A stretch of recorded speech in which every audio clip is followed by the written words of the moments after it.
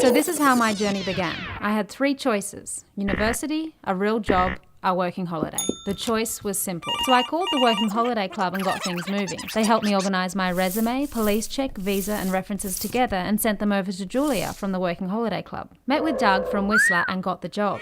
I headed to student flights where I met Dave. He was friendly and organised my flights and travel insurance. TWHC got the specifics sorted, like my job on the slopes, a season lift pass, staff housing, visa assistance, and in-country orientations. Packed my bags and said goodbye to my life in Sydney.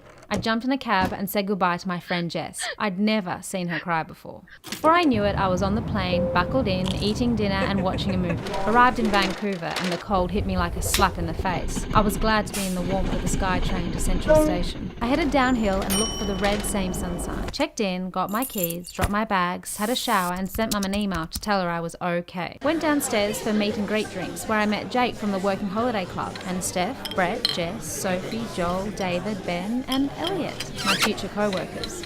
I woke up to an interesting menu. Bagels with cream cheese. Yum. 10 o'clock hit and it was time for my in-country orientation with Jake. He showed me how to set up my bank account, phone and social insurance number, which I took care of in no time. Hello, Vancouver City.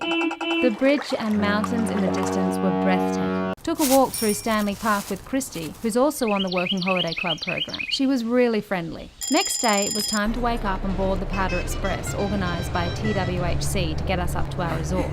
We crossed the bridge and made our way up the mountains. I got excited when we started to see snow, especially when the mountains appeared from the clouds. I arrived at staff housing, paid my deposit and received my linen.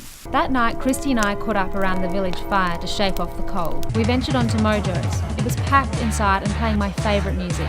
We had a great night. But tomorrow was my first day of work, so Elliot walked me home. The village was so pretty at night. My first day of training had arrived. I had my name badge on and was serving my very first customer.